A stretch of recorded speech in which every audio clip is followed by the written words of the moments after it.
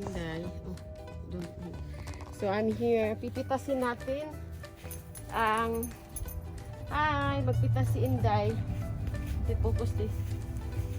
Pipitasin natin ang kalubay ni Inday. Kita te? Ay! Nahulog! Isa hindi mo pa mapitas. Ito lang naman pitasin. So, igugulay natin.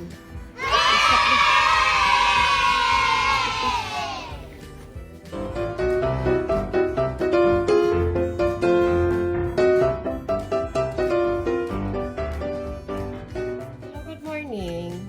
I'm going to cook white squash. We call Kaluba or opo in Tagalog. It's green and inside is long and white. I don't know what they call in English, but here first I'm going to put the oil and then onions, half of sweet onions.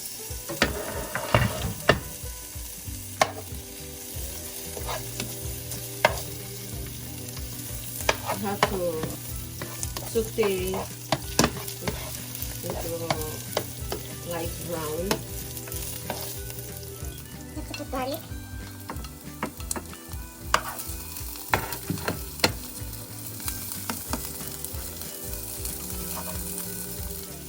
And then cherry tomatoes, or you can put the big tomatoes.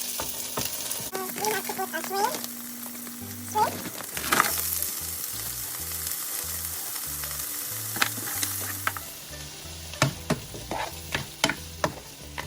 Then carrot.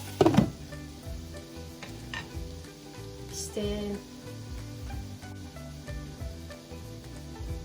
simmer it in like 3 minutes, and then put little bit black pepper.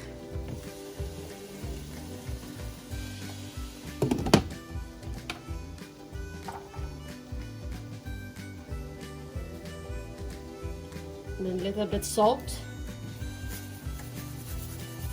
It's like half teaspoon of salt.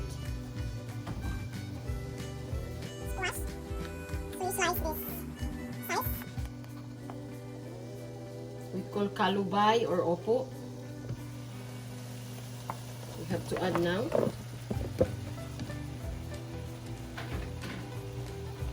Mix it well.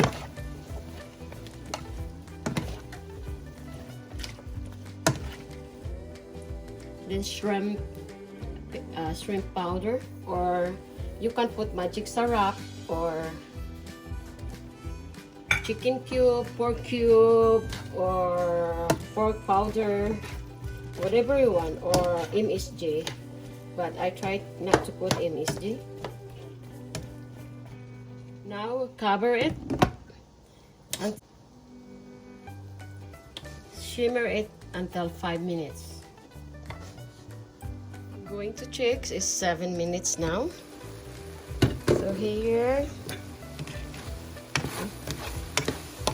rice is cooked now. It's ready. Itikman natin.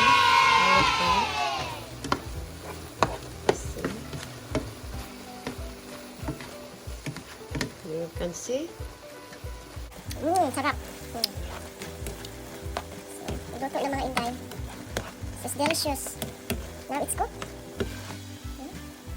Thank you for watching Ilonggang Kana Vlog. Don't forget to share, like, and comment. Bye!